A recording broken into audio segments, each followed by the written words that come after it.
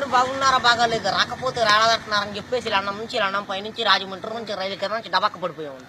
వచ్చేసామండి అమలాపురం పెట్రోల్ ధరలో వచ్చేసామండి. ఏమంటే మా ఇంట్లో డబ్బుకేం దానికేం లోట్లేదండి. మరి మా ఇంట్లో కోట్లు ఉంటే కుక్కలు తినేస్తున్నాయి, లక్షలు ఉంటే నక్కలు తినేస్తున్నాయి, ఏలుంటే అకలు తినేస్తున్నాయి, పదులుంటే పందులు తినేస్తున్నాయి, ఆఖరి చిల్లర ఉంటే చీమలు తినేస్తున్నాయి. మరి మా ఇంట్లో భోజనాలు పెడతామంటే వంకాయ తింటే వంగిపోతున్నారని, బేకాయ తింటే బెసిగిపోతున్నారని, చిక్కుడే కూర తింటే చిక్కుపోతున్నారని, ములక్కాయ తింటే ముదిరిపోతున్నారని, గోంగూర తింటే గోక్కున్నారని, పొట్లకాయ తింటే పొట్టొస్తుందని చెప్పేసి లడాసారి లడాయి పప్పు ఎండ్రేసి కిసనాలు పోసి పెట్టేవాళ్ళు. మరి తిన్నాక బాగానే ఉన్నారని ముగ్గురేళ్ళు మంతానికి కలుసుకున్నారని. మరి పొద్దున్న అమెరికా వాళ్ళు వచ్చి నన్ను పాకిస్తాన్తో యుద్ధం చేయమని చెప్పి నాకు ₹6 అడ్వాన్స్ ఇచ్చారు.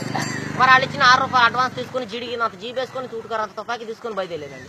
మరి జీడికినంత జీబులో డీజిల్ అయిపోయిందని చెప్పి జీబు వెళ్ళిపోయి చెరువులో పడిపోయిందని నేను వచ్చి ఇక్కడ పడిపోయానండి. మరి మాకు ఇచ్చే మామూలు మాకు ఇచ్చేస్తే పాకిస్తాన్తో యుద్ధాన్ని బయలుదేరుతాను.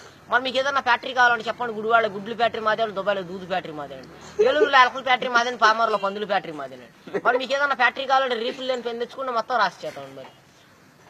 మరి మేము ఇల్లు కడదామంటే తాటాకైతే గలగలంటే ఇటుకే తిరిగిపోతుందండి, జమ్మ అయితే జారిపోతుందండి, పెంకి అయితే పేలిపోతుందండి, నాపర అయితే నలిగిపోతుందండి.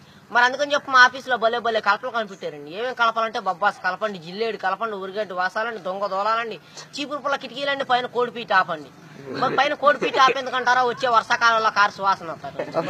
మరి మా ఇంట్లో పెళ్లి భోజనాలు చెప్పున ఎక్కువ జనం రారు కానీ కోడిపీ సువాసన అని చెప్తూ ఊరంతా వచ్చి కూర్చుంటారండి. మరి మా ఇంట్లో కేజీ బంగారం ఉంటే కుక్క నాకిందని చెప్పేసి చెత్త కుక్కలో పడేసేవాడిని, కోడి పిల్లలు నోకలాగా ఎట్లా వచ్చేవాడిని. ఏమండి సార్ తప్పుకోండి సార్ మా గన్ను పేలిపోతున్నాను, ముందు 3 కిలోమీటర్లు వెనక్కి 7 కిలోమీటర్లు వెళ్ళి మరి ఆపు చేయమంటారు, మూసేయమంటారు. ఆపు చేస్తే 6,000, మూసేస్తే 3,000, పక్క తప్పితే 10,000.